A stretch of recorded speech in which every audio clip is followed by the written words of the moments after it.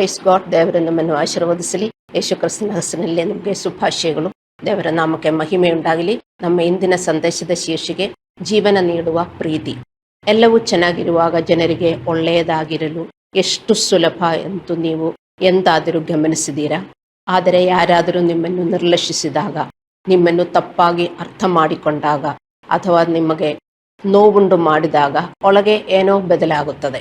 ಇದ್ದಕ್ಕಿದ್ದಂತೆ ದಯೆ ತೋರಲು ಬಯಸಿದ ಅದೇ ಹೃದಯ ಪ್ರತಿಕ್ರಿಯಿಸಲು, ಹಿಂದೆ ಸರಿಯಲು ಅಥವಾ ಪ್ರತಿಯಾಗಿ ನೋಯಿಸಲು ಪ್ರಾರಂಭಿಸುತ್ತದೆ. ಮತ್ತು ನಾವು ಪ್ರಾಮಾಣಿಕರಾಗಿದ್ದರೆ ನಮ್ಮ ಜೀವನದಲ್ಲಿನ ಅನೇಕ ಹೋರಾಟಗಳು ಸನ್ನಿವೇಶಗಳಿಂದಲ್ಲ, ಬದಲಾಗಿ ಸಂದರ್ಭಗಳಿಂದಾಗಿವೆ ಎಂದು ನಮಗೆ ಅರ್ಥ ಮಾಡಿಕೊಳ್ಳಬಹುದು. ಆದರೆ ಯೇಸು ಕ್ರಿಸ್ತನು ನಮ್ಮನ್ನು ಕರೆಯುತ್ತಿರುವುದು ಸುಲಭವಾಗಿದ್ದಾಗ ಪ್ರೀತಿಸಲು ಮಾತ್ರ ಅಲ್ಲ, ಆತನು ನಮ್ಮನ್ನು ಪ್ರೀತಿಸಿದ ರೀತಿಯಲ್ಲಿ ಪ್ರೀತಿಸಲು. ಯೋಹಾನ 13:34 ಅವನು ಹೇಳಿದನು, ಒಬ್ಬರನ್ನೊಬ್ಬರು ಪ್ರೀತಿಸಬೇಕೆಂಬ ಒಂದು ಹೊಸ ಆಜ್ಞೆಯನ್ನು ನಾನು ನಿಮಗೆ ಕೊಡುತ್ತೇನೆ. ನಾನು ನಿಮ್ಮನ್ನು ಪ್ರೀತಿಸಿದ ಹಾಗೆಯೇ ನೀವು ಒಬ್ಬರನ್ನೊಬ್ಬರು ಪ್ರೀತಿಸಬೇಕು. ಇಂದು ನಾವು ಕ್ರಿಸ್ತನು ನಮ್ಮನ್ನು ಪ್ರೀತಿಸಿದ ರೀತಿಯಲ್ಲಿ ಇತರರನ್ನು ಪ್ರೀತಿಸುವುದರ ನಿಜವಾದ ಅರ್ಥವೇನು ಮತ್ತು ನಮ್ಮ ದೈನಂದಿನ ಜೀವನದಲ್ಲಿ ನಾವು ಇದನ್ನು ಹೇಗೆ ಬದುಕಬಹುದು ಎಂದು, ಮತ್ತು ನಾವು ಈ ರೀತಿಯಲ್ಲಿ ಪ್ರೀತಿಸದಿದ್ದರೆ ಏನಾಗುತ್ತದೆ ಎಂಬುದನ್ನು ಕಲಿಯಲಿದ್ದೇವೆ. ಅದು ನಮಗೆ ಒಂದು ಆಯ್ಕೆಯೇ.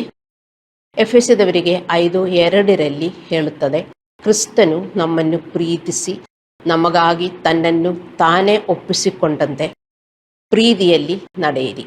ಇದು ಕೇವಲ ಸಲಹೆಯಲ್ಲ, ಇದು ಒಂದು ಆಜ್ಞೆ. ಅಂದರೆ ಇದನ್ನು ಗಮನಿಸಿ, ದೇವರು ನಮಗೆ ಹೇಗೆ ಮಾಡಬೇಕೆಂದು ತೋರಿಸದೆ ಎಂದಿಗೂ ಅವನು ಏನನ್ನು ನಮಗೆ ಹೇಳಲಿಲ್ಲ. ಹಾಗಾದರೆ ಪ್ರಶ್ನೆ, ನಾವು ಜನರನ್ನು ಹೇಗೆ ಪ್ರೀತಿಸುತ್ತೇವೆ ಎಂಬುದು ಮಾತ್ರ ಅಲ್ಲ, ನಿಜವಾದ ಪ್ರಶ್ನೆ ಕ್ರಿಸ್ತನು ನಮ್ಮನ್ನು ಹೇಗೆ ಪ್ರೀತಿಸಿದನು ಎಂದು ಅರ್ಥ ಮಾಡಿಕೊಳ್ಳುವುದು. ಏಕೆಂದರೆ ನಾವು ಆತನ ಪ್ರೀತಿಯನ್ನು ತಪ್ಪಾಗಿ ಅರ್ಥ ಮಾಡಿಕೊಂಡರೆ ನಾವು ಇತರರನ್ನು ಪ್ರೀತಿಸುವುದರಲ್ಲಿ ವಿಫಲರಾಗುತ್ತೇವೆ. ಇದರ ಬಗ್ಗೆ ನೀವು ಯೋಚಿಸಿ. ಕ್ರಿಸ್ತನು ನಿಮ್ಮನ್ನು ಪ್ರೀತಿಸಿದಾಗ ನೀವು ನಿಮ್ಮ ಅತ್ಯುತ್ತಮ ಸ್ಥಿತಿಯಲ್ಲಿ ಇರಲಿಲ್ಲ, ನೀವು ನಂಬಿಗಸ್ತರಾಗಿರಲಿಲ್ಲ, ನೀವು ಆತನನ್ನು ಹುಡುಕುತ್ತಾ ಇರಲಿಲ್ಲ. ಅವನು ಇದರ ಮೂಲಕ ತನ್ನ ಆಹ್ವಾನವನ್ನು ಕಳುಹಿಸಿದಾಗಲೂ ನೀವು ಅವನ ಪ್ರೀತಿಯನ್ನು ಸ್ವೀಕರಿಸಲಿಲ್ಲ. ವಾಸ್ತವವಾಗಿ ನಮ್ಮಲ್ಲಿ ಹೆಚ್ಚಿನವರು ಇದನ್ನು ಮೊದಲು ತಿರಸ್ಕರಿಸಿದ್ದೇವೆ. ಯಾರೋ ಬಂದು ಸುವಾರ್ತೆ ನಮ್ಮ ಹತ್ರ ಹೇಳಿದರು, ಯೇಸುವಿನ ಪ್ರೀತಿಯ ಬಗ್ಗೆ ಹೇಳಿದರು, ಆದರೂ ನಾವು ಸ್ವೀಕರಿಸಲಿಲ್ಲ, ನಾವು ನಂಬಲಿಲ್ಲ.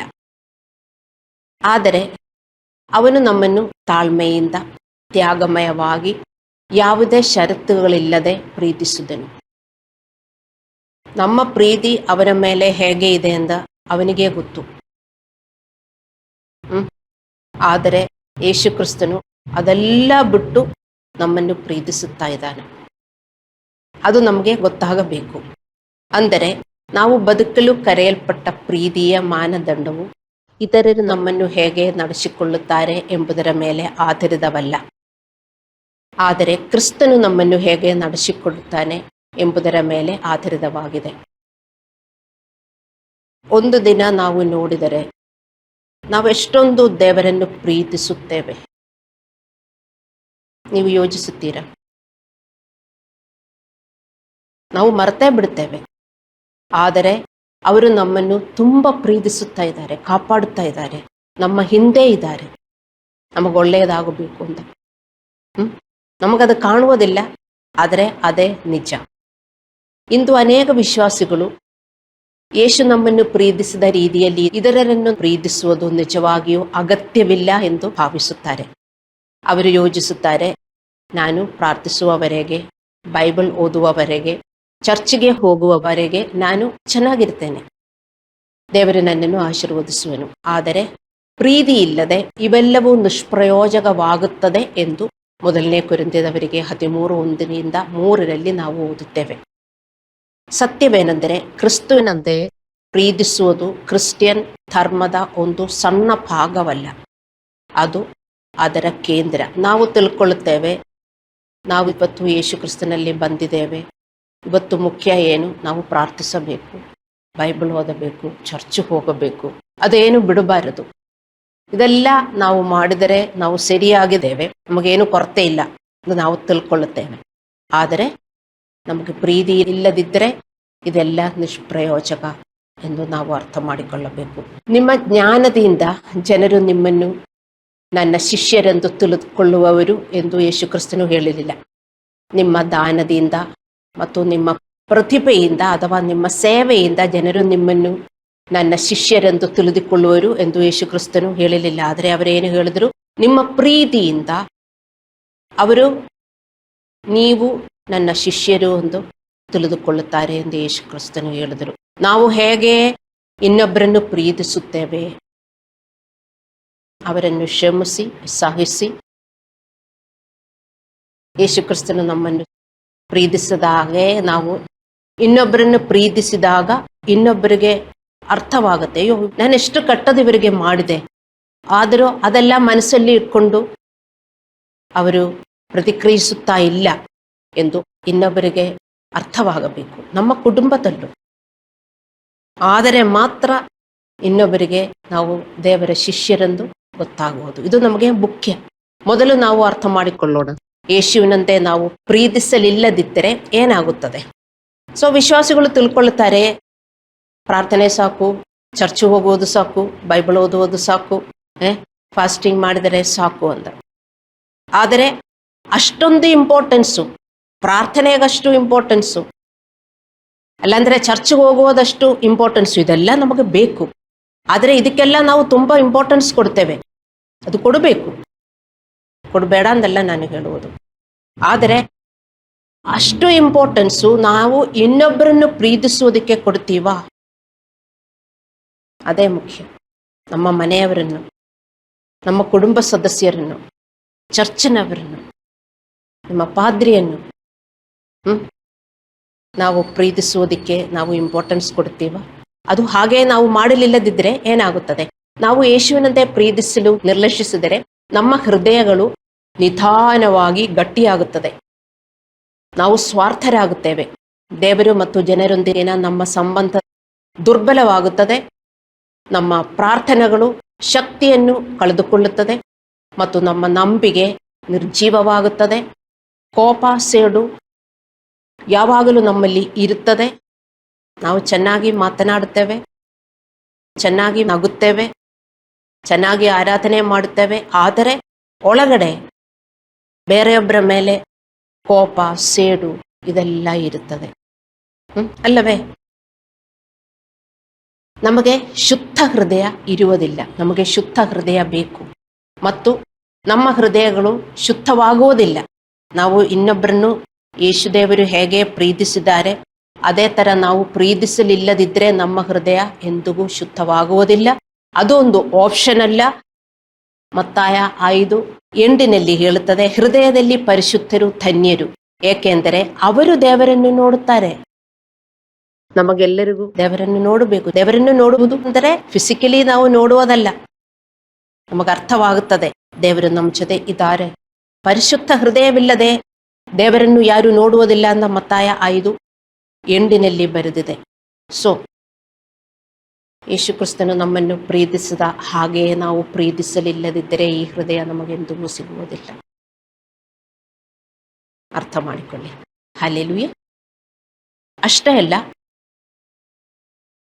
ನಮ್ಮ ಹೃದಯಗಳು ಕಠಿಣವಾಗುತ್ತದೆ, ಸಂಬಂಧಗಳು ಬಿಗಡಾಯಿಸುತ್ತದೆ, ಶಾಂತಿ ಮಾಯವಾಗುತ್ತದೆ ಮತ್ತು ನಿಧಾನವಾಗಿ ನಾವು ಹತಾಶೆ, ಕಹಿ ಮತ್ತು ಶೂನ್ಯದಲ್ಲಿ ಬದುಕುತ್ತೇವೆ. ನಮಗೆಂದಿಗೂ ಸಂತೋಷ ಸಿಗುವುದಿಲ್ಲ, ಯಾವಾಗಲೂ ಹತಾಶೆ.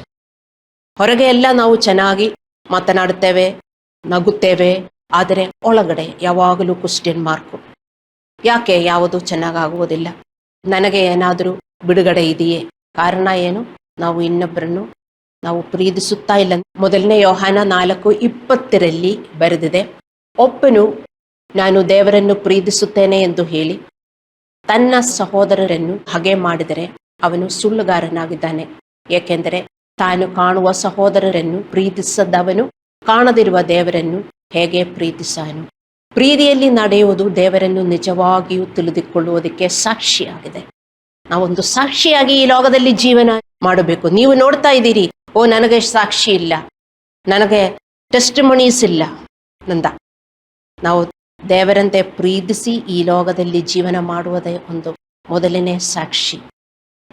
ನಾವು ಆ ಪ್ರೀತಿಯ ಮಾರ್ಗವನ್ನು ನಿರಂತರವಾಗಿ ತಿರಸ್ಕರಿಸಿದರೆ ನಾವು ಜೀವನದ ಮೂಲದಿಂದಲೇ ದೂರವಾಗುತ್ತೇವೆ. ಮತ್ತು ನಾವು ಪ್ರಾಮಾಣಿಕರಾಗಿದ್ದರೆ ಅದನ್ನು ಅರಿತುಕೊಳ್ಳದೆ ನಮ್ಮಲ್ಲಿ ಅನೇಕರು ಪ್ರತಿದಿನ ವಿಫಲರಾಗುತ್ತಿರುವುದು ಇದೇ ಸ್ಥಳದಲ್ಲಿ. ಪರಿಣಾಮವಾಗಿ ನಾವು ಶಾಂತಿಯನ್ನು ಕಳೆದುಕೊಳ್ಳುತ್ತೇವೆ ಅಲ್ಲವೇ? ನಾವು ಪ್ರಾರ್ಥಿಸಬಹುದು, ಬೈಬಲ್ ಓದ್ತೇವೆ, ಚರ್ಚ್ ಹೋಗ್ತೇವೆ, ಫೆಲೋಶಿಪ್ ಮಾಡುತ್ತೇವೆ, ಇದೆಲ್ಲ ನಾವು ಮಾಡಬಹುದು. ಆದರೆ ವಿಫಲವಾಗಿರುವುದು ಯಾವುದು ನೀವು ಗಮನಿಸಿದ್ದೀರಾ? ನಿಮ್ಮ ಮನೆಯವರನ್ನು, ಅಲ್ಲಾಂದರೆ ಚರ್ಚಿನವರನ್ನು, ಅಲ್ಲಾಂದರೆ ನಿಮ್ಮ ಪಕ್ಕದ ಮನೆಯವರನ್ನು, ನಿಮ್ಮ ನೆಂಟರನ್ನು ಯೇಸುವಿನಂತೆ ಪ್ರೀತಿಸುವುದಲ್ಲಿ ನೀವು ವಿಫಲರಾಗಿದ್ದೀರಿ. ಹಲ್ಲೆಲೂಯಾ. ಯಾರಾದರೂ ಕಠೋರವಾಗಿ ಮಾತನಾಡಿದಾಗ ನಿಮ್ಮಿಂದ ಏನು ಹೊರಬರುತ್ತದೆ? ನಿಮ್ಮನ್ನು ಯಾರಾದರೂ ನಿರ್ಲಕ್ಷಿಸಿದಾಗ ನಿಮ್ಮ ಹೃದಯದಲ್ಲಿ ಏನು ಮೂಡುತ್ತದೆ? ನಿಮಗೆ ನೋವಾದಾಗ ನೀವು ಕ್ಷಮಿಸುತ್ತದೆ, ಅಥವಾ ಅವರು ಮಾಡಿದನ್ನು ನೀವು ನೆನಪಿಸುತ್ತಾ ಇರುತ್ತದೆ? ಇದಕ್ಕೆಲ್ಲ ನಮಗೆ ಜ್ಞಾನವಿರಲಿಲ್ಲ. ಅದಕ್ಕೆ ನೀವು ಬೈಬಲ್ ಓದಬೇಕು, ಅದರ ಪ್ರಕಾರ ಜೀವನ ಮಾಡುವುದಕ್ಕೆ ನೀವು ಪ್ರಾರ್ಥಿಸಬೇಕು. ನಿಮ್ಮ ಹೃದಯದಲ್ಲಿ ಏನು ಬಯಕೆ ಇದೆಯೋ ಅದರ ಪ್ರಕಾರ ದೇವರು ವರ್ತಿಸುತ್ತಾರೆ. ನಾವೆಲ್ಲರೂ ಪ್ರಾರ್ಥಿಸುತ್ತೇವೆ, ದೇವರೇ ನನಗೆ ಅದಿಲ್ಲ ಇದಿಲ್ಲ ನೀವು ಕೊಡಬೇಕು. ನಾವು ದೇವರ ಮೇಲೆ ನಂಬಿಕೆ ಇಡ್ತೇವೆ, ನಮಗೆ ಗೊತ್ತು ದೇವರದು ಕೊಡುತ್ತಾರೆ ಅಂತ. ಅದೇ ತರ ನೀವು ನನ್ನನ್ನು ಹೇಗೆ ಪ್ರೀತಿಸುತ್ತೀರಿ ಅದೇ ತರ ನನಗೆ ಪ್ರೀತಿಸೋದಕ್ಕೆ ಆಗುವುದಿಲ್ಲ ಎಂದು ನಾವು ಪ್ರಾರ್ಥಿಸಿದರೆ ಮಾತ್ರ ನಮಗೆ ಈ ಶಕ್ತಿ ಸಿಗುವುದು. ಹಲ್ಲೆಲೂಯಾ. ನಾವು ಹಾಗೆ ಪ್ರಾರ್ಥಿಸುವುದಿಲ್ಲ, ಬೇರೆ ಎಲ್ಲದಕ್ಕೂ ಪ್ರಾರ್ಥಿಸುತ್ತೇವೆ, ಇದರಲ್ಲಿ ನಾವು ವಿಫಲರಾಗುತ್ತೇವೆ. 1 ಕೊರಿಂಥದವರಿಗೆ 13:4-5 ಬರೆದಿದೆ, ಪ್ರೀತಿ ಬಹು ತಾಳ್ಮೆಯುಳ್ಳದು, ಕರುಣೆಯುಳ್ಳದು. ಪ್ರೀತಿ ಹೊಟ್ಟೆ ಕಿಚ್ಚು ಪಡುವುದಿಲ್ಲ, ಹೊಗಳಿಕೊಳ್ಳುವುದಿಲ್ಲ, ಉಬ್ಬಿಕೊಳ್ಳುವುದಿಲ್ಲ, ಮರ್ಯಾದೆ ಕೆಟ್ಟು ನಡೆಯುವುದಿಲ್ಲ, ಸ್ವಾರ್ಥತೆಯನ್ನು ಬಯಸುವುದಿಲ್ಲ, ಬೇಗನೆ ಕೋಪಗೊಳ್ಳುವುದಿಲ್ಲ, ಕೆಟ್ಟದನ್ನು ಯೋಚಿಸುವುದಿಲ್ಲ. ಇದೇ ಪ್ರೀತಿ. ಇನ್ನೊಬ್ಬರನ್ನು ನೋಡಿ ನಾನು ನಿನ್ನನ್ನು ಪ್ರೀತಿಸುತ್ತೇನೆ ಎಂದು ಹೇಳುವುದಲ್ಲ. ಅವರೇನಾದರೂ ತಪ್ಪಾಗಿ ಮಾಡಿದರೆ ಅವರನ್ನು ನಾವು ಸಹಿಸುತ್ತೇವೆಯಾ? ಅಲ್ಲಾಂದ್ರೆ ಅವರಿಗೆ ಏನಾದರೂ ಒಳ್ಳೆಯದಾಗಿದ್ರೆ, ಪ್ರೋಗ್ರೆಸ್ ಆಗಿದ್ರೆ ಹೊಟ್ಟೆ ಚುಚ್ಚು ಬರ್ತಾ ಇದೆಯಾ? ಇದೆಲ್ಲ ಪ್ರೀತಿಯಲ್ಲ. ನಾವಿದೆಲ್ಲ ಇಟ್ಕೊಂಡಿದ್ರೆ ನಮ್ಮಲ್ಲಿ ದೇವರ ಪವರು ಕಮ್ಮಿ ಆಗುತ್ತದೆ, ಇರೋದೇ ಇಲ್ಲ. ಹಲ್ಲೆಲೂಯಾ. ಆದರೆ ನಾವು ನಮ್ಮನ್ನು ಪ್ರಾಮಾಣಿಕವಾಗಿ ಪರೀಕ್ಷಿಸಿದರೆ ನಮಗೆ ಅಹಿತಕರವಾದ ಏನೋ ಕಾಣಿಸುತ್ತದೆ. ನಾವು ಸುಲಭವಾಗಿ ಬೇಗನೆ ಮನನೊಂದಿದ್ದೇವೆ ಮತ್ತು ಜನರು ನಮ್ಮೊಂದಿಗೆ ಹೇಗೆ ವರ್ತಿಸುತ್ತಾರೆ ಎಂಬುದನ್ನು ನಾವು ಸದ್ದಿಲ್ಲದೆ ಗಮನಿಸುತ್ತೇವೆ. ಆದರೆ ಕ್ರಿಸ್ತನು ನಮ್ಮನ್ನು ಪ್ರೀತಿಸಿದಂತೆ ನಾವು ಪ್ರೀತಿಯಲ್ಲಿ ನಡೆಯುತ್ತಿಲ್ಲ, ನಾವು ಬಯಸಿದಂತೆ ನಡೆಯುತ್ತೇವೆ.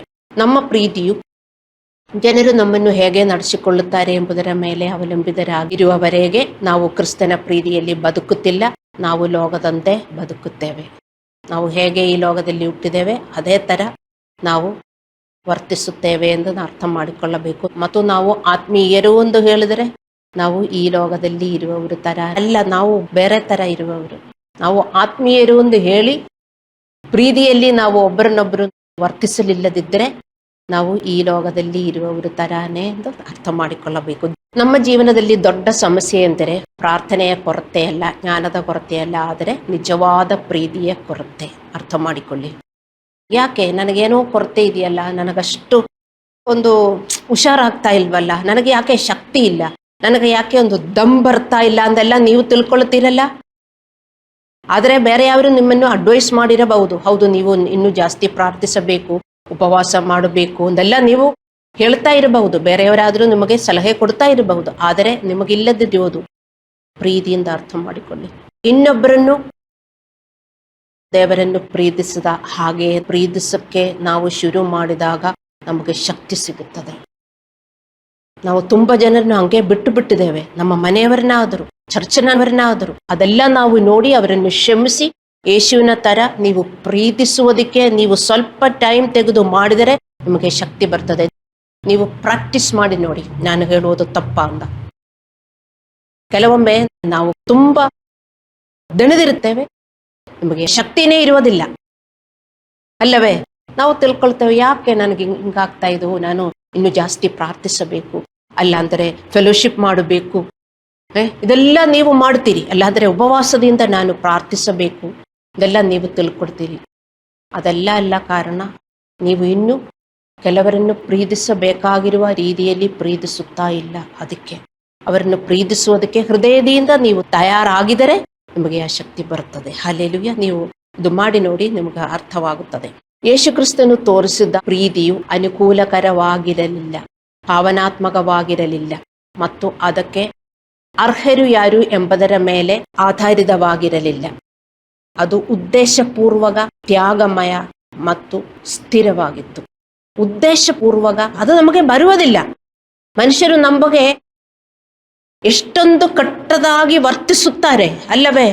ಅದಕ್ಕೆ ಒಂದು ಫುಲ್ ಸ್ಟಾಪೇ ಇಲ್ಲ. ನೀವು ಅರ್ಥ ಮಾಡಿಕೊಳ್ಳಬೇಕು, ನಾವು ಸಾಯುವವರೆಗೂ ಮನುಷ್ಯರು ಕೆಟ್ಟದಾಗಿ ವರ್ತಿಸುತ್ತಾರೆ. ಎಲ್ಲೇ ಹೋಗಿದ್ದರು, ಮನೆಯವರು, ಚರ್ಚಿನವರು, ಎಲ್ಲೇ ಹೋಗಿದ್ದರು ಕೆಟ್ಟದಾಗಿ ವರ್ತಿಸುವವರು ಈ ಲೋಕದಲ್ಲಿ ಇದ್ದಾರೆ. ನಾವದು ಎದುರಿಸಬೇಕು. ಆವಾಗ ಎಲ್ಲ ನಮಗೆ ತಕ್ಷಣ ಅವರನ್ನು ಫರ್ಗಿವ್ ಮಾಡಿ ಯೇಸುದೇವರು ಪ್ರೀತಿಸದಂತೆ ನಾವು ಪ್ರೀತಿಸಬೇಕು. ಹೇಗೆ ಆಗುತ್ತದೆ? ನಾವು ಉದ್ದೇಶಪೂರ್ವಕವಾಗಿ, ತ್ಯಾಗಮಯವಾಗಿ ನಾವಿದು ಮಾಡಿದರೆ ನಮಗದು ಬರ್ತದೆ, ಖಂಡಿತವಾಗಿಯೂ ಬರ್ತದೆ. ಯೆಶಾಯ 53:7 ನಾವು ಓದುತ್ತೇವೆ, ಯೇಸು ಕ್ರಿಸ್ತನು ತಪ್ಪಾಗಿ ಅರ್ಥೈಸಿಕೊಂಡಾಗ, ಆತನು ದಣಿದಿದಾಗ ಮತ್ತು ಆತನನ್ನು ತಿರಸ್ಕರಿಸಿದಾಗಲೂ ಆತನು ಪ್ರೀತಿಸಿದರು. ಎಷ್ಟು ಕೆಟ್ಟದು ಜನರು ಯೇಸುವಿಗೆ ಮಾಡಿದರು ಅಲ್ಲವೇ? ನಾವು ನೋಡಲಿಲ್ಲ. ಆ ಪಿಕ್ಚರ್ ನೀವು ನೋಡಿದರೆ ನಿಮಗೆ ಅರ್ಥವಾಗುತ್ತದೆ. ಆದರೂ ಅವರ ಮೇಲೆ ಯೇಸು ಕ್ರಿಸ್ತನು ಕೋಪಗೊಂಡಲಿಲ್ಲ, ಸೇಡು ತೀರಿಸಲಿಲ್ಲ, ನಾನು ತೋರಿಸ್ತೀನಿ ಎಂದು ಹೇಳಲಿಲ್ಲ, ಏನು ಹೇಳಲಿಲ್ಲ. ಅವರು ಸುಮ್ಮನೆ ಇದ್ದರು.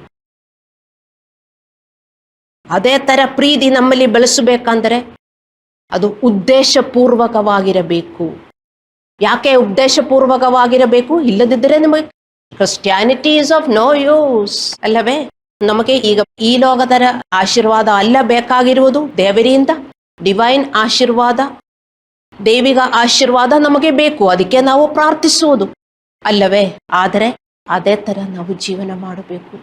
ಇದು ದೈವಿಕ ಜೀವನ ಅಲ್ವಾ? ಮನುಷ್ಯರು ಕೆಟ್ಟದಂಗೆ ಮಾಡ್ತಾರೆ. ನಾವು ಕೆಟ್ಟದು ಮಾಡಲಿಲ್ಲದಿದ್ದರೂ ಅವರು ಬೈತಾರೆ, ಗೊಣಗಾಡುತ್ತಾರೆ.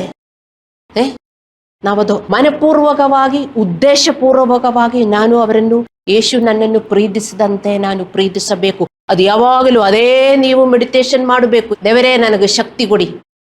ಅದು ನಿಮ್ಮ ಆಯ್ಕೆ ಅಲ್ಲ. ಇಲ್ಲದಿದ್ದರೆ ಇದರಿಂದ ನಿಮಗೆ ಎಲ್ಲ ಲೂಸ್ ಆಗುವುದು ಒಂದು ಅರ್ಥ ಮಾಡಿಕೊಳ್ಳಬೇಕು. ದೇವರನ್ನು ನೋಡುವುದು ಕೂಡ ಮತ್ತಾಯ 5:8 ನಾವು ಓದಿದ್ದೇವೆ. ಆದರೆ ನಾವು ಹೆಚ್ಚಾಗಿ ಪ್ರೀತಿಸುವುದು ಸುಲಭವೆಂದು ಭಾವಿಸಿದಾಗ, ಜನರು ನಮ್ಮನ್ನು ಸರಿಯಾಗಿ ನಡೆಸಿಕೊಂಡಾಗ ಅಥವಾ ನಮಗೆ ಏನು ವೆಚ್ಚವಿಲ್ಲದಾಗ ಮಾತ್ರ ನಾವು ಜನರನ್ನು ಪ್ರೀತಿಸುತ್ತೇವೆ ಅಲ್ಲವೇ? ಎಲ್ಲರೂ ಚೆನ್ನಾಗಿ ವರ್ತಿಸಿದಾಗ ನಾವು ಚೆನ್ನಾಗಿ ಪ್ರೀತಿಸುತ್ತೇವೆ. ಕಷ್ಟಕರವಾಗಿದ್ದಾಗ ನಾವು ಪ್ರೀತಿಸುತ್ತಾರೆ ಎಷ್ಟೊಂದು ಅನುಗ್ರಹ ಬರ್ತದೆ ಎಂದು ದೇವರ ಮಕ್ಕಳೇ ನೀವು ಅರ್ಥ ಮಾಡಿಕೊಳ್ಳಬೇಕು. ನೀವೆಲ್ಲರೂ ಅನುಗ್ರಹ ಕೊಡು, ದೇವರೇ ಅನುಗ್ರಹ ಕೊಡು ಕೊಡು ಕೊಡು ಎಂದು ನೀವು ಪ್ರಾರ್ಥಿಸುತ್ತೀರಿ. ಆಶೀರ್ವಾದ ಬೇಕು ಎಂದು ಪ್ರಾರ್ಥಿಸುತ್ತೀರಿ ಅಲ್ಲವೇ? ಆದರೆ ಇದೇ ಥರ ನಾವು ಜೀವನ ಮಾಡಬೇಕು ಎಂದು ಅರ್ಥ ಮಾಡಿಕೊಳ್ಳಬೇಕು. ತುಂಬ ಕಷ್ಟ. ಅವರನ್ನು ಕ್ಷಮಿಸುವುದಕ್ಕೆ ಕಷ್ಟ, ಚೆನ್ನಾಗಿ ಮಾತನಾಡುವುದಕ್ಕೂ ಕಷ್ಟ. ಆದರೆ ನೀವು ಮಾಡಕ್ಕೆ ಶುರು ಮಾಡಿದಾಗ ನಿಮಗೆ ಎಷ್ಟೊಂದು ಒಳ್ಳೆಯದಾಗುತ್ತೆ ಎಂದು ನೀವೇ ನೋಡಿಕೊಳ್ಳಿ. ಪ್ರೀತಿ, ಗಾಡ್ ಇಸ್ ಲವ್, ಪ್ರೀತಿಯೇ ದೇವರು. ಯೇಸು ಕ್ರಿಸ್ತನ ಪ್ರೀತಿ ಅಗ್ಗವಾಗಿರಲಿಲ್ಲ, ಅದು ಅವನಿಗೆ ಎಲ್ಲವೂ ವೆಚ್ಚ ಮಾಡಿತ್ತು. ಆದರೆ ನಮ್ಮ ಪ್ರೀತಿ ಹೆಚ್ಚಾಗಿ ನಮಗೆ ಏನಾದರೂ ವೆಚ್ಚ ಮಾಡುವುದಿಲ್ಲ. ಆದರೆ ನಾವು ಎದುರಿಸಬೇಕಾದ ಸತ್ಯ ಇಲ್ಲಿ ಇದೆ. ನಾವು ಕ್ರಿಸ್ತನಂತೆ ಪ್ರೀತಿಸಲು ಪ್ರತಿದಿನ ಆರಿಸಿಕೊಳ್ಳದಿದ್ದರೆ ನಾವು ನಿಧಾನವಾಗಿ ನಮ್ಮ ಸ್ವಂತ ಹೃದಯಗಳನ್ನು ಕಠಿಣಗೊಳಿಸುತ್ತೇವೆ. ನಮ್ಮ ಹೃದಯ ಕಠಿಣವಾದಾಗ ನಮ್ಮ ಜೀವನನೂ ಕಠಿಣವಾಗುತ್ತದೆ ಎಂದು ನೀವು ಅರ್ಥ ಮಾಡಿಕೊಳ್ಳಿ.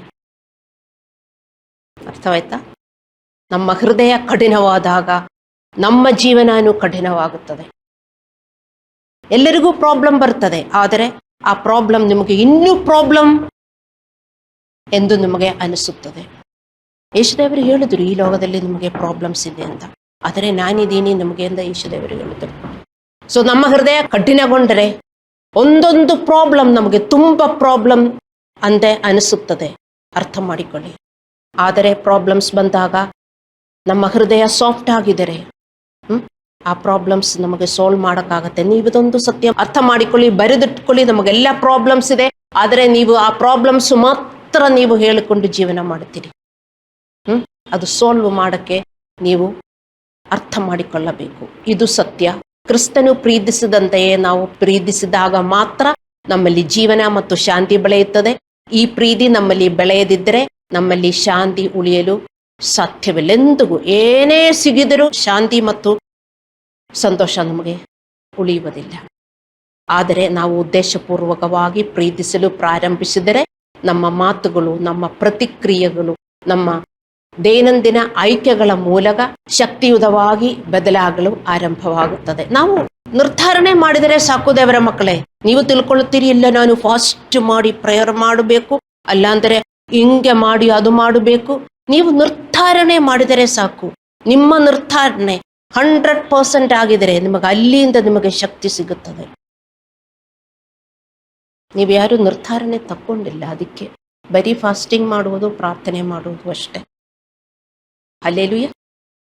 ಹೃದಯಗಳು ಮೃದುವಾಗುತ್ತದೆ, ಆವಾಗ ನಮ್ಮ ಹೃದಯವು ಮೃದುವಾಗುತ್ತದೆ, ಮನಗಳು ಗುಣವಾಗುತ್ತದೆ, ಸಂಬಂಧಗಳು ಪುನಃಸ್ಥಾಪಿಸಲ್ಪಡುತ್ತವೆ ಮತ್ತು ದೇವರ ಶಕ್ತಿಯು ನಮ್ಮ ನಡುವೆ ನಿಜವಾಗಿರುತ್ತದೆ.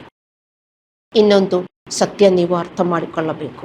ಸೊ ಪ್ರೀತಿ ಇಲ್ಲದಿದ್ದರೆ, ಯಾರಿಗಿಲ್ಲದಿದ್ದರೆ ನಿಮಗೆ, ನಮಗೊಬ್ಬೊಬ್ಬರಿಗೂ ಈ ಪ್ರೀತಿ ಇಲ್ಲದಿದ್ದರೆ ನಾವೆಲ್ಲರೂ ಸಾಯ್ತಾ ಇದ್ದೇವೆ ಎಂದು ಅರ್ಥ ಮಾಡಿಕೊಳ್ಳಬೇಕು. ನಮ್ಮ ಮನೆಯಲ್ಲಿ ಶಾಂತಿ ಇಲ್ಲ. ನಮ್ಮ ಮನೆಯಲ್ಲಿ ಅಂದರೆ ಪರ್ಸನಲ್ ಆಗಿ ನಮಗೆ ಜೀವ ಇಲ್ಲ, ಮನೆಯಲ್ಲಿ ಜೀವ ಇಲ್ಲ. ಮತ್ತೆ ನೀವು ಚರ್ಚಲ್ಲಿ ಬಂದರೆ ಜೀವ ಕೊಡ್ತೀರಾ? ಇದು ತುಂಬ ಮುಖ್ಯ ಅಂತ ನೀವು ಅರ್ಥ ಮಾಡಿಕೊಳ್ಳಬೇಕು. ಒಂದು ಚರ್ಚಲ್ಲಿ ಈ ರೀತಿಯ ಪ್ರೀತಿ ಬೆಳೆಯದಿದ್ದರೆ ಏನಾಗುತ್ತದೆ ಎಂದು ನೀವು ಅರ್ಥ ಮಾಡಿಕೊಳ್ಳಬೇಕು. ನಿಮಗೆ ಈ ಪ್ರೀತಿ ಇಲ್ಲದಿದ್ದರೆ ಅದು ಚರ್ಚಲ್ಲಿ ಏನಾಗುತ್ತದೆ ಎಂದು ನೀವು ಅರ್ಥ ಮಾಡಿಕೊಳ್ಳಬೇಕು. ದೇವರು ಒಂದು ಸಭೆಯನ್ನು ಮುನ್ನಡೆಸಲು ಇಟ್ಟಿರುವ ವ್ಯಕ್ತಿಯನ್ನು ಪಾದ್ರಿ ವಿಶ್ವಾಸಿಗಳು ಪ್ರೀತಿಸದಿದ್ದರೆ ಮತ್ತು ಬೆಂಬಲಿಸಲಿಲ್ಲದಿದ್ದರೆ ಅದು ಪಾದ್ರಿಗೆ ಮಾತ್ರ ಹಾನಿ ಮಾಡುವುದಿಲ್ಲ, ಅದು ಅವರ ಸ್ವಂತ ಬೆಳವಣಿಗೆಗೆ ಮತ್ತು ಆಶೀರ್ವಾದಗಳನ್ನು ತಡೆಯುತ್ತದೆ. ಎಬ್ರಿಯರಿಗೆ 13:17 ಬರೆದಿದೆ, ನೀವು ನಿಮ್ಮ ಪಾದ್ರಿಗೆ ವಿಧೇಯರಾಗಬೇಕು ಮತ್ತು ಅವರ ಕೆಲಸವನ್ನು ದುಃಖದಿಂದಲ್ಲ ಸಂತೋಷದಿಂದ ಮಾಡಲು ನೀವು ಅನುಮತಿಸಬೇಕು, ಇಲ್ಲದಿದ್ದರೆ ಅದು ವಿಶ್ವಾಸಿಗಳಿಗೆ ಹಾನಿಕರವಾಗುತ್ತದೆ. ಈ ವಾಕ್ಯ ನೀವು ಅರ್ಥ ಮಾಡಿಕೊಳ್ಳಬೇಕು. ನಿಮ್ಮ ಪಾದ್ರಿಯನ್ನು ನೀವು ಯಾವುದೇ ಚರ್ಚ್ ಹೋಗಿದ್ದರೂ, ಇಲ್ಲಿ ಬಂದರು, ನಿಮ್ಮಿಂದ ಆ ಪಾದ್ರಿಗೆ ನೋವುಂಟಾಗಬಾರದು. ಒಬ್ಬರಿಂದ ಆದರೂ ಅದು ನಿಮಗೆ ಹಾನಿಕರವಾಗುತ್ತದೆ ಎಂದು ಬೈಬಲಲ್ಲಿ ಬರೆದಿದೆ. ಜಸ್ಟ್ ಥಿಂಕ್, ನೀವು ಈ ವಾಕ್ಯ ಎಲ್ಲ ಹಂಗೆ ಬಿಡಬಾರದು. ನೀವು ತಿಳ್ಕೊಳ್ತೀರಿ, ಯಾಕೆ ನನಗಿಷ್ಟು ಕಷ್ಟ, ಕೆಲಸದಲ್ಲಿ ಕಷ್ಟ, ಕೆಲಸದಲ್ಲಿ ತುಂಬಾ ಕಷ್ಟ, ಅಲ್ಲಾಂದ್ರೆ ಅಲ್ಲಿ ಕಷ್ಟ, ಇಲ್ಲಿ ಕಷ್ಟ. ಇದು ಹೇಗೆ ನಿಮಗೆ ಅನುಭವ ಆಗುತ್ತೆ ಎಂದು ನೀವು ಅರ್ಥ ಮಾಡಿಕೊಳ್ಳಬೇಕು. ಪಾದ್ರಿಗಳು ಈಗಾಗಲೇ ಜನರ ಹೊರಗಳನ್ನು ಹೊಂದಿದೆ. ಅವರಿಗೆ ಬೆಂಬಲ ಮತ್ತು ಪ್ರೀತಿ ಇಲ್ಲದಿರುವಾಗ ಅದು ಅನಗತ್ಯ ಭಾರವನ್ನು ಸೇರಿಸುತ್ತದೆ. ನೀವು ಪಾದ್ರಿಯ ಬಗ್ಗೆ ನೀವು ಯೋಚನೆ ಮಾಡಬೇಕು. ನೀವು ಬೆಂಬಲ, ನಾನು ಅದಕ್ಕೆ ಯಾವಾಗಲೂ ಹೇಳುವುದು ಏನು, ನನಗೆ ನಿಮ್ಮ ಪ್ರೀತಿ ಮತ್ತು ಪ್ರಾರ್ಥನೆ ಬೇಕು. ಪ್ರೀತಿ ಇಲ್ಲದ ಪ್ರಾರ್ಥನೆ ನನಗೆ ಬೇಡ. ಪ್ರೀತಿಯಿಂದ ಮಾತ್ರ ನೀವು ಒಂದು ಪಾದ್ರಿಗೆ ಪ್ರಾರ್ಥನೆ ಮಾಡಬೇಕು. ಅದು ಪಾದ್ರಿ ಮತ್ತು ನಿಮ್ಮ ಮೇಲೆ ಪರಿಣಾಮ ಬೀರುತ್ತದೆ. ನಿಮ್ಮ ಪ್ರೀತಿ, ನೀವು ಹೇಗೆ ಪ್ರೀತಿಸುತ್ತೀರೋ, ಚೆನ್ನಾಗಿ ಪ್ರೀತಿಸುತ್ತಾರೆ ಪಾದ್ರಿಯ ಮೇಲೆ ಪಾಸಿಟಿವ್ ಆಗಿ ಫಲ ಉಂಟಾಗುತ್ತದೆ, ನಿಮಗೂ ಪಾಸಿಟಿವ್ ಆಗುತ್ತದೆ. ನೀವು ಅರ್ಥ ಮಾಡಿಕೊಳ್ಳಿ. ಬೇಕಂದರೆ ನೀವು ಬರೆದಿಟ್ಟು ನೀವು ಯೋಚನೆ ಮಾಡಿ, ಇದು ತಪ್ಪು ಎಂದು ನನಗೆ ಬಂದು ಹೇಳಿ. ನೀವು ಹೇಗೆ ಪಾದ್ರಿಗೆ ನೀವು ಪ್ರತಿಕ್ರಿಯಿಸುತ್ತೀರಿ, ಅದರ ಪ್ರಕಾರ ನಿಮಗೂ ಒಳ್ಳೆಯದು ಕೆಟ್ಟದು ಬರ್ತದೆ. ಯಾವ ಪಾದ್ರಿ ಆದರೂ ಅವರೆಲ್ಲ ಗಾಡ್ ಅಪಾಯಿಂಟೆಡ್ ಪೀಪಲ್ ಟು ನಿಮ್ಮನ್ನು ನಡೆಸುವುದಕ್ಕೆ ಅಪಾಯಿಂಟ್ ಮಾಡಿರುವ ವ್ಯಕ್ತಿಗಳು. ಅವರನ್ನು ಪ್ರೀತಿಯಿಂದ ನೀವು ನೋಡಿಕೊಳ್ಳಲಿಲ್ಲದಿದ್ದರೆ ಅದು ನಿಮಗೆ ಕೆಟ್ಟದಾಗುತ್ತದೆ.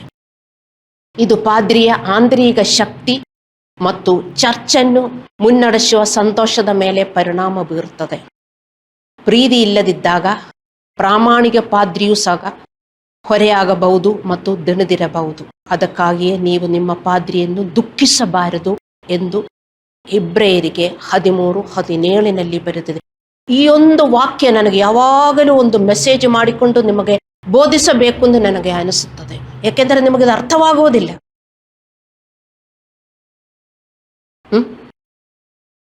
ಕೆಲವರು ಹೇಳ್ತಾರೆ ಚರ್ಚ್ ಬೇಡ, ಕೆಲವರು ಹೇಳ್ತಾರೆ ಪಾದ್ರಿ ಬೇಡ, ಕೆಲವರು ಹೇಳ್ತಾರೆ ಪಾದ್ರಿ ಬೇಕು ಚರ್ಚ್ ಬೇಕು.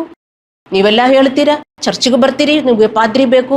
ನೀವು ಪಾದ್ರಿಯನ್ನು ಬೆಂಬಲಿಸುತ್ತೀರಾ, ಪಾದ್ರಿಯನ್ನು ಪ್ರೀತಿಸುತ್ತೀರಾ, ಪ್ರೀತಿಯಿಂದ ನೀವು ಪ್ರಾರ್ಥಿಸುತ್ತೀರಾ, ಅಥವಾ ಅವರ ಮೇಲೆ ಮನನೊಂದುತ್ತೀರಾ, ಕ್ರಿಟಿಸಿಸಮ್ ಮಾಡುತ್ತೀರಾ, ಅವರೇನಾದರೂ ಹೇಳಿದರೆ ತಪ್ಪು ತೆಗಿತೀರಾ? ಇದು ಅವರಿಗೂ ನಿಮಗೂ ಕೆಟ್ಟದಾಗುತ್ತೆ ಎಂದು ಅರ್ಥ ಮಾಡಿಕೊಳ್ಳಿ. ನಿಮಗೆ ಒಳ್ಳೆಯದಾಗುವುದಿಲ್ಲ.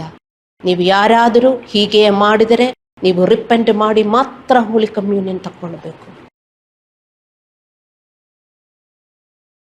ಚರ್ಚಿನಲ್ಲಿ ಬರುವ ಎಲ್ಲರೂ ಪಾಸ್ಟರ್ ಮೇಲೆ ಹಿಂಗೆ ಮಾಡಿದರೆ ಪಾಸ್ಟರ್ ದಣಿದಿರುವುದಿಲ್ಲ.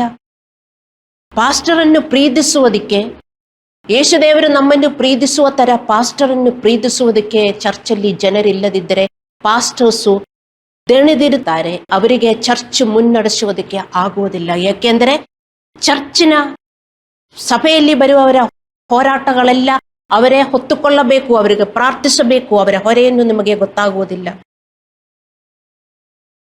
ಅರ್ಥವಾಗುತ್ತದ? ಯೇಸುವಿನಂತೆ ಪ್ರೀತಿಸುವುದು. ನಾವು ಯೇಸುವಿನಂತೆ ಇತರರನ್ನು ಪ್ರೀತಿಸಲಿಲ್ಲದಿದ್ದರೆ ನಮಗೆ ಪವರ್ ಇಲ್ಲ, ನಮಗೆ ಶಕ್ತಿ ಇಲ್ಲ. ಅರ್ಥ ಮಾಡಿಕೊಳ್ಳಿ. ಮತ್ತೆ ಯೇಸುವಿನಂತೆ ಒಂದು ಪಾದ್ರಿಯನ್ನು ನೀವು ಪ್ರೀತಿಸಲಿಲ್ಲದಿದ್ದರೆ, ಯಾವತ್ತಾದರೂ ನೀವು ಗಮನಿಸಿದ್ದೀರಾ ಇದು? ಏಕೆಂದರೆ ಎಲ್ಲಿ ಪ್ರೀತಿ ಮತ್ತು ಗೌರವವಿಲ್ಲ ಅಲ್ಲಿ ಆಧ್ಯಾತ್ಮಿಕ ಪ್ರಗತಿ ಇಲ್ಲ ಮತ್ತು ಆಶೀರ್ವಾದಗಳ ಮೇಲೆ ಯಾವಾಗಲೂ ಪರಿಣಾಮ ಬೀರುತ್ತದೆ. ಎಲ್ಲಿ ಪ್ರೀತಿ ಮತ್ತು ಗೌರವವಿಲ್ಲವೋ, ಪ್ರೀತಿ ಮತ್ತು ಗೌರವ ಇದೆರಡು ನಮಗೆ ಬೇಕು. ಮತ್ತೆ ಒಂದು ಪಾಸ್ಟರ್ನ ಮೇಲೆ ಇದಿಲ್ಲದಿದ್ದರೆ ನಾವು ಒಬ್ರನ್ನೊಬ್ರು ನಾವು ರೆಸ್ಪೆಕ್ಟ್ ಮಾಡಬೇಕು ಅಂತ ಬೈಬಲಲ್ಲಿ ಬರೆದಿದೆ, ಅಲ್ಲವೇ? ಇದೆಲ್ಲ ಇಲ್ಲದಿದ್ದರೆ ಅದು ನಮ್ಮ ಆಶೀರ್ವಾದ, ಆಧ್ಯಾತ್ಮಿಕ ಆಶೀರ್ವಾದಗಳು, ಭೌತಿಕ ಆಶೀರ್ವಾದಗಳ ಮೇಲೆ ಪರಿಣಾಮ ಬೀರುತ್ತದೆ. ಸೊ ಅಂಡರ್ಸ್ಟ್ಯಾಂಡ್ ಮಾಡಿ. ನೀವು ತಿಳ್ಕೊಂಡಿದ್ದೀರಾ, ಅಯ್ಯೋ ನನಗೂ ತುಂಬಾ ಕಷ್ಟ ಇದೆ, ನನಗೆ ಬಿಡುಗಡೆನೇ ಇಲ್ಲ, ಯಾಕೆ ಹಿಂಗೆಲ್ಲ ಆಗ್ತಾ ಇದೆ? ಕಾರಣ ಏನು? ನಾನು ಇನ್ನು 40 days ಫಾಸ್ಟಿಂಗ್ ಮಾಡ್ತೀನಿ. ಏನೂ ಆಗೋದಿಲ್ಲ ನಿಮಗೆ. 1 ವರ್ಷ ನೀವು ಫಾಸ್ಟಿಂಗ್ ಮಾಡಿಕೊಂಡಿದ್ರು ನಿಮಗೇನೂ ಆಗೋದಿಲ್ಲ. ಮೊದಲು ಯೇಸು ನನ್ನನ್ನು ಪ್ರೀತಿಸದಂತೆ ನಾನು ಎಲ್ಲರನ್ನೂ ಪ್ರೀತಿಸುತ್ತೇನೆ ನಿರ್ಧಾರಣೆ ಮಾಡಿಕೊಳ್ಳಿ ಉದ್ದೇಶಪೂರ್ವಕವಾಗಿ. You start obeying this commandment. ಎಲ್ಲವೂ ಬಂದು ಸೇರುತ್ತದೆ. God is love. ದೇವರು ನಿಮ್ಮ ಜೊತೆ ಇರ್ತಾರೆ. ನನಗಿದಕ್ಕಿಂತ ಜಾಸ್ತಿ ನಿಮಗೆ ಅರ್ಥ ಮಾಡಿಸಿಕೊಡುವುದು ಬರುವುದಿಲ್ಲ. ಪ್ರೀತಿ ಇಲ್ಲದಿದ್ದಾಗ ಹೇಗದೆ ಮುರಿದು ಹೋಗುತ್ತದೆ. ಹೇಗದೆ ಮುರಿದಾಗ ದೇವರ ಕೆಲಸ ನಿಧಾನವಾಗುತ್ತದೆ. ನಮ್ಮ ವೈಯಕ್ತಿಕ ಜೀವನದಲ್ಲಿ ಮತ್ತು ಕುಟುಂಬದಲ್ಲಿ, ಚರ್ಚಿನಲ್ಲಿ. ಗೊತ್ತಾಯ್ತಾ? ಪ್ರೀತಿ ಇಲ್ಲದಿದ್ದಾಗ ಏಕತೆ, ಯೂನಿಟಿ ಇರುವುದಿಲ್ಲ. ಪ್ರೀತಿ ಇದ್ದರೆ ಯೂನಿಟಿ ಇರುತ್ತದೆ. ಯಾರಿಗಾದರೂ ಪಾಸ್ಟರ್ ಜೊತೆಗೆ ಯೂನಿಟಿ ಇಲ್ಲ ಅಂದರೆ ಅರ್ಥ ಮಾಡಿಕೊಳ್ಳಿ, ಅವರಿಗೆಲ್ಲ ಪಾಸ್ಟರ್ ಮೇಲೆ ಪ್ರೀತಿ ಇಲ್ಲ. ಅರ್ಥ ಮಾಡಿಕೊಳ್ಳಿ. ನಿಮ್ಮ ಮನೆಯಲ್ಲೂ ಏಕತೆ ಇಲ್ಲ. ಯಾಕೆ? ಪ್ರೀತಿ ಇಲ್ಲ. ಚರ್ಚಲ್ಲೂ ಏಕತೆ ಇಲ್ಲ. ಇವತ್ತಿನ ಮೆಸೇಜು ನಿಮಗೆ ಹಂಗೆ ಬಿಡಬೇಕಾದ ಮೆಸೇಜ್ ಅಲ್ಲ. ದೇವರ ಮಕ್ಕಳೇ, ಅರ್ಥ ಮಾಡಿಕೊಳ್ಳಿ. ನಿಮ್ಮ ಆಶೀರ್ವಾದಗಳೆಲ್ಲ ತಡೆಯಾಗಿರುವುದು ಇದೊಂದೇ ಆಜ್ಞೆ ನೀವು ಬಿಟ್ಟಿರುವುದರಿಂದ. ಇವತ್ತು ಹೋಗಿ ನೀವು ಸ್ಪೆಷಲ್ ಟೈಮ್ ತೆಗೆದು ನೀವು ಯೋಚಿಸಬೇಕು. ನಾನು ಹೇಗೆ ಒಬ್ಬರನ್ನೊಬ್ಬರನ್ನು ಪ್ರೀತಿಸುತ್ತಾ ಇದ್ದೀನಿ. ನಿಮ್ಮ ಮನೆಯಿಂದ ಶುರು ಮಾಡಿ. ನೀವು ಪ್ರೀತಿಸುತ್ತಾ ಇದ್ದೀರಾ? ಅಲ್ಲೇ ನಿಮಗೂ ಗೊತ್ತಾಗುತ್ತೆ, ಬಾಂಬ್ ಅಲ್ಲೇ ಬೀಳುತ್ತದೆ. ಯಾರನ್ನ ಪ್ರೀತಿಸುತ್ತಾ ಇದ್ದೀರಿ? ಅವರು ಹೇಗೆ ವರ್ತಿಸುತ್ತಾರೋ ಅದೇ ತರ ನಾನು ವರ್ತಿಸುತ್ತೀನಿ. ಮತ್ತೆ ಅದೇ ನೀವು. ಮಿನಿಸ್ಟ್ರಿ ಸ್ಟಾರ್ಟ್ಸ್ ಫ್ರಮ್ ಹೋಮ್ ಎಂದು ಯಾಕೆ ನಾನು ಯಾವಾಗಲೂ ಹೇಳುವುದು? ನೀವು ಮನೆಯಲ್ಲಿ ಹೇಗೆ ವರ್ತಿಸುತ್ತೀರೋ ನೀವು ಹಾಗೆ ಎಲ್ಲಿ ಹೋಗಿದ್ರು ನಿಮಗೆ ಹಂಗೇ ವರ್ತಿಸಕ್ಕಾಗತ್ತದೆ. ಒಂದಿನ ನೀವು ನಿಮ್ಮ ಮನೆಯಲ್ಲಿ ಜಗಳ ಮಾಡುವವರಾಗಿದ್ದರೆ ಒಂದಿನ ನನ್ನ ಹತ್ರನೂ ಜಗಳ ಮಾಡ್ತೀರಿ. ಇಲ್ಲಂತ ಹೇಳಕ್ಕಾಗತ್ತಾ? ನನ್ನ ಮಿನಿಸ್ಟ್ರಿ ಲೈಫಲ್ಲಿ ತುಂಬಾ ಅನುಭವ ನನಗಿದೆ. ಅರ್ಥ ಮಾಡಿಕೊಳ್ಳಿ. Be careful. ಮೊದಲನೇ ಕೊರಿಂಥದವರಿಗೆ 13:1-3 ಇವತ್ತು ಹೋಗಿ ನೀವು ಓದಬೇಕು. ಇದರಲ್ಲಿ ಸ್ಪಷ್ಟವಾಗಿ ವಿವರಿಸಿದೆ. ನಾವು ಸಕ್ರಿಯವಾಗಿ ಸುವಾರ್ಥ ಮಾತನಾಡಿದರು, ನಾವು ಸಕ್ರಿಯವಾಗಿ ಬೋಧಿಸಿದರು. ನಾನು ಇಲ್ಲಿಂದ ಸಕ್ರಿಯವಾಗಿ ಬೋಧಿಸಿದರು. ನನಗೆ ನಿಮ್ಮ ಮೇಲೆ ಪ್ರೀತಿ ಇಲ್ಲದಿದ್ದರೆ, ಅಲ್ಲಾಂದ್ರೆ ಯೇಸು ನನ್ನನ್ನು ಹೇಗೆ ಪ್ರೀತಿಸುತ್ತಾರೋ ಅದೇ ತರ ನಾನು ಪ್ರೀತಿಸಲಿಲ್ಲದಿದ್ದರೆ, ನಾನೆಷ್ಟೇ ಪ್ರಾರ್ಥಿಸಿದರು, ಆಳವಾದ ಜ್ಞಾನವನ್ನು ಹೊಂದಿದ್ದರು, ಅಥವಾ ತ್ಯಾಗದ ಮಹಾನ್ ಕಾರ್ಯಗಳನ್ನು ಮಾಡಿದರು, ಪ್ರೀತಿ ಇಲ್ಲದೆ ಅವೆಲ್ಲದು ಖಾಲಿ, ನಿಷ್ಪ್ರಯೋಜಕವಾಗಿದೆ ಎಂದು ಬೈಬಲ್ ಹೇಳುತ್ತದೆ. ನೋಡಿ, ನೀವೇನೇ ಮಾಡಿದ್ರು ಪ್ರೀತಿ ಇಲ್ಲದಿದ್ದರೆ ಅದೆಲ್ಲ ಖಾಲಿ, ನಿಷ್ಪ್ರಯೋಜಕವಾಗುತ್ತದೆ. Please read the scriptures. ಮೊದಲನೇ ಕೊರಿಂಥದವರಿಗೆ 13:1-7-8 ತನಕ ನೀವು ಓದಬೇಕು. ಸೊ ಮೊದಲನೇ ಕೊರಿಂಥದವರಿಗೆ 13:13 ಆ 13ನೇ ಚಾಪ್ಟರ್ ಇವತ್ತು ಹೋಗಿ ನೀವು ದಯವಿಟ್ಟು ನನ್ನನ್ನು ಯೂಟ್ಯೂಬಿನಿಂದ ಯಾರ್ಯಾರು ಕೇಳಿಸ್ಕೊಳ್ಳುತ್ತಾರೋ ಅವರು ಈ ಮೆಸೇಜ್ ಕೇಳಿಸ್ಕೊಂಡಾದ ಮೇಲೆ ನೀವು ಮೊದಲನೇ ಕೊರಿಂಥದವರಿಗೆ 13ನೇ ಚಾಪ್ಟರ್ ತೆಗೆದು ನೀವು ಓದಬೇಕು. ಇವತ್ತು 13ನೇ ವಾಕ್ಯದಲ್ಲಿ ಬರೆದಿದೆ, ನಂಬಿಕೆ, ಭರವಸೆ ಮತ್ತು ಪ್ರೀತಿಯಲ್ಲಿ ಶ್ರೇಷ್ಠವಾದದ್ದು ಪ್ರೀತಿ. ನಮಗೆ ನಂಬಿಕೆ ಅಗತ್ಯ, ಅತ್ಯಗತ್ಯ. ಭರವಸೆ ಅತ್ಯಗತ್ಯ. ಅದಕ್ಕಿಂತ ಶ್ರೇಷ್ಠವಾದದ್ದು ಪ್ರೀತಿ. ಅರ್ಥ ಮಾಡಿಕೊಳ್ಳಿ ದೇವರ ಮಕ್ಕಳೇ. ನಮಗೆ ಪ್ರಾರ್ಥನೆ ಅಗತ್ಯ, ಉಪವಾಸ ಅಗತ್ಯ, ಆರಾಧನೆ ಅಗತ್ಯ. ಅದಕ್ಕಿಂತ ಶ್ರೇಷ್ಠವಾದದ್ದು ಪ್ರೀತಿ. ಪ್ರೀತಿ ಇಲ್ಲದಿದ್ದರೆ ಅವನಿಗೆ ಏನೂ ಇಲ್ಲ ಎಂದು ಬೈಬಲಲ್ಲಿ ಬರೆದಿದೆ. ಹಲ್ಲೆಲೂಯಾ. ಪ್ರೀತಿ ಜೀವನವನ್ನು ನಾಶ ಮಾಡುವ ಕೋಪ, ಕಹಿ, ಅಸೂಯೆ, ಸೇಡು, ಸ್ವಾರ್ಥ ಇತ್ಯಾದಿಗಳನ್ನು ತೆಗೆದು ಹಾಕುತ್ತದೆ. ಹಲ್ಲೆಲೂಯಾ. ಪ್ರೀತಿ ಕಡಿಮೆ ಆದಾಗ ಅಶಾಂತಿ ಹೆಚ್ಚಾಗುತ್ತದೆ, ಸಮಸ್ಯೆಗಳನ್ನು ಹೆಚ್ಚಾಗುತ್ತದೆ. ಪ್ರೀತಿ ಎಲ್ಲಿ ಬೆಳೆಯುತ್ತದೆಯೋ ಅಲ್ಲಿ ಜೀವನ ಮತ್ತು ಶಾಂತಿ ಇರುತ್ತದೆ. ಪ್ರೀತಿ ಇಲ್ಲದಿದ್ದಾಗ ನಿಮ್ಮ ಪ್ರಾಬ್ಲಮ್ಸ್ ಹೆಚ್ಚಾಗುತ್ತದೆ. ನೀವು ತಿಳ್ಕೊಳ್ಳುತ್ತೀರಿ, ನನ್ನ ಪ್ರಾಬ್ಲಮ್ಸ್ ಹೆಚ್ಚಾಗಿರುವುದು ಪ್ರಾರ್ಥನೆ ಇಲ್ಲ, ಉಪವಾಸ ಇಲ್ಲ. ಅಲ್ಲ ದೇವರ ಮಕ್ಕಳೇ, ಅರ್ಥ ಮಾಡಿಕೊಳ್ಳಿ. ನಿಮಗೆ ಪ್ರೀತಿ ಇಲ್ಲ, ಪ್ರೀತಿ ಬೆಳೆಯುತ್ತಾ ಇಲ್ಲ. ಯೇಸು ದೇವರು ನಿಮ್ಮನ್ನು ಹೇಗೆ ಪ್ರೀತಿಸುತ್ತಾರೋ ಅದೇ ತರ ನೀವು ಇನ್ನೊಬ್ಬರನ್ನು ಪ್ರೀತಿಸುತ್ತಾ ಇಲ್ಲ. Specially to pastor. ನಿಮ್ಮಿಂದ ಪಾಸ್ಟರ್ ದಣಿದಿದ್ದರೆ ನಿಮಗೆ ಒಳ್ಳೆಯದಲ್ಲ ಎಂದು ಬರೆದಿದೆ. ನಾನು ಪಾಸ್ಟರ್ಗೆ ಕಷ್ಟ ಕೊಟ್ಟಿದ್ದೀನ, ಅವರನ್ನು ನಾನು ದುಃಖಿಸಿದ್ದೀನ. ಇದು ಚಿಕ್ಕ ವಿಷಯ ಅಲ್ಲ. ನಾನು ಪಾಸ್ಟರ್ ಆಗಿರುವುದರಿಂದ ನಾನು ಹೇಳುವುದಲ್ಲ, ಯಾವ ಪಾಸ್ಟರ್ ಮೇಲೆ ಆದರೂ ನಿಮ್ಮಿಂದ ಅವರು ದುಃಖಿಸಬಾರದು. ಅವರಿಗೆ ನೀವು ಖುಷಿ ಕೊಡಬೇಕು. ಯಾವುದೇ ಚರ್ಚ್, ಈ ಚರ್ಚ್ ಬಿಟ್ಟು ಬೇರೆ ಚರ್ಚ್ ಹೋಗಿದ್ರು, ಅರ್ಥ ಮಾಡಿಕೊಳ್ಳಿ, ಅದು ನಿಮಗೆ ಒಳ್ಳೆಯದಲ್ಲ. ಇವತ್ತು ನಿಮಗೆ ಕಷ್ಟ ಅನುಭವಿಸುವುದು ಅದರಿಂದ ಎಂದು ಕೆಲವರು ಅರ್ಥ ಮಾಡಿಕೊಂಡು ರಿಪೆಂಟ್ ಮಾಡಿ ಹೋಲಿ ಕಮ್ಯುನಿಯನ್ ತಕ್ಕೋಬೇಕು. ಹಲ್ಲೆಲೂಯಾ. ಅಷ್ಟೇ ಅಲ್ಲ, ಪ್ರೀತಿ ಇಲ್ಲದಿದ್ದಾಗ ತಾಳ್ಮೆ ಮಾಯವಾಗುತ್ತದೆ ಮತ್ತು ಸಣ್ಣ ಸಮಸ್ಯೆಗಳು ದೊಡ್ಡ ಸಂಘರ್ಷಗಳಾಗಿ ಬದಲಾಗುತ್ತವೆ ಮತ್ತು ತಪ್ಪು ದಾಖಲೆಗಳನ್ನು ಇಡಲು ಪ್ರಾರಂಭಿಸುತ್ತವೆ. ಸುಲಭವಾಗಿ ಮನನೊಂದಾಗುತ್ತವೆ ಮತ್ತು ನಿಧಾನವಾಗಿ ಪರಸ್ಪರ ದೂರ ಸರಿಯುತ್ತೇವೆ. ಪರಸ್ಪರರ ಬಗ್ಗೆ ತಪ್ಪು ತಿಳುವಳಿಕೆ ಹೆಚ್ಚಾಗುತ್ತದೆ. ಕುಟುಂಬಗಳಲ್ಲಿ ಇದು ನಿಮ್ಮ ಅಂತರವನ್ನು ಸೃಷ್ಟಿಸುತ್ತದೆ. ಚರ್ಚಿನಲ್ಲಿ ಅದು ಏಕತೆಯನ್ನು ಮುರಿಯುತ್ತದೆ. ಗುಣಪಡಿಸುವ ಮಾರ್ಗಗಳಾಗುವ ಬದಲು ಉದ್ವಿಗ್ನತೆಯ ಮಾರ್ಗಗಳಾಗುತ್ತವೆ. ನಿಮಗೆ ನೀವು ಟೆನ್ಷನ್ ಕೊಡ್ತೀರಿ, ನೀವೆಲ್ಲರಿಗೂ ಟೆನ್ಷನ್ ಕೊಡ್ತೀರಿ. ಯಾಕೆ? ಪ್ರೀತಿ ಇಲ್ಲದಿದ್ದರೆ. ಇದೆಲ್ಲ ಒಂದೊಂದು ನೀವು ಬರೆದಿಟ್ಟು ಯೋಚನೆ ಮಾಡಿಕೊಳ್ಳಿ. ಹಲ್ಲೆಲೂಯಾ. ಕ್ರಿಸ್ತನಂದೇ ಪ್ರೀತಿಸುವುದು ಅಂದರೆ ಮತ್ತಾಯ 21:19 ಹೇಳುವ ಪ್ರಕಾರ ಜನರನ್ನು ಆತನ ಬಳಿಗೆ ಸಕ್ರಿಯವಾಗಿ ಕರೆದೊಯ್ಯುವುದು ಮತ್ತು ಅವರನ್ನು ಶಿಷ್ಯನರಾಗಿ ಮಾಡುವುದು ಯೇಸುವಿನ ಮೂಲಕ ಇತರರಿಗೆ ಜೀವ ನೀಡಲು ಬಯಸುವುದು ಒಳಗೊಂಡಿದೆ. ಇವಾಂಜಲಿಸಂ ಮಾಡುವುದು, ಯೇಸುವಿನಂತೆ ಪ್ರೀತಿಸುವುದು ಸೇರಿಸಿದೆ. It includes. ಅರ್ಥ ಮಾಡಿಕೊಳ್ಳಿ, ನೀವು ಯೇಸುವಿನಂತೆ ಪ್ರೀತಿ ಮಾಡಿದರೆ ನಿಮಗೆ ಇವಾಂಜಲಿಸಂ ಮಾಡದೆ ಇರುವುದಕ್ಕಾಗುವುದಿಲ್ಲ. ಇನ್ನೊಬ್ಬರನ್ನು ಜಸ್ಟ್ ಎನ್ಕರೇಜ್ ಮಾಡುವುದ ಬಗ್ಗೆ ಅಲ್ಲ ನಾನು ಹೇಳುವುದು. ನೀವು ಇನ್ನೊಬ್ಬರನ್ನು ಶಿಷ್ಯರನ್ನಾಗಿ ಮಾಡುವುದಕ್ಕೆ ಬೇರೆಯವರನ್ನು, ಒಳಗಡೆ ಇರುವವರನ್ನು ಎನ್ಕರೇಜ್ ಮಾಡುವುದ ಬಗ್ಗೆ ಅಲ್ಲ ನಾನು ಹೇಳುವುದು. ಹೊಸಬರನ್ನು ನೀವು ಶಿಷ್ಯನರಾಗಿ ಮಾಡಬೇಕು. ಹಲ್ಲೆಲೂಯಾ. ಕೊನೆಯದಾಗಿ ಇದು ನಮ್ಮ ದೇಹಿಕ ಮತ್ತು ಭಾವನಾತ್ಮಕ ಆರೋಗ್ಯದ ಮೇಲೆ ಪರಿಣಾಮ ಬೀರುತ್ತದೆ. ಕಹಿ, ಕೋಪ ಮತ್ತು ನಿರಂತರ ಒತ್ತಡವನ್ನು ಹೊತ್ತೊಯ್ಯುವ ಹೃದಯವು ಬಲವಾಗಿ ಉಳಿಯುವುದು ಸಾಧ್ಯವಿಲ್ಲ. ಮೊದಲೇ ನಾನು ಹೇಳ್ತೀನಿ, ನಮಗೆ ಶಕ್ತಿ ಇಲ್ಲದಿದ್ದರೆ ಅರ್ಥ ಮಾಡಿಕೊಳ್ಳಿ, ನಿಮಗೆ ಕೊರತೆ ಇರುವುದು.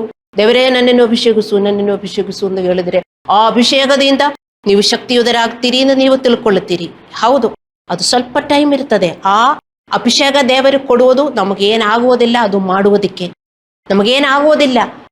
ದೇವರ ತರ ನಮಗೆ ಬೇರೆಯೊಬ್ಬರನ್ನು ಪ್ರೀತಿಸೋದಕ್ಕೆ ಆಗುವುದಿಲ್ಲ. ದೇವರ ಅಭಿಷೇಕ ಮಾಡ್ತಾರೆ.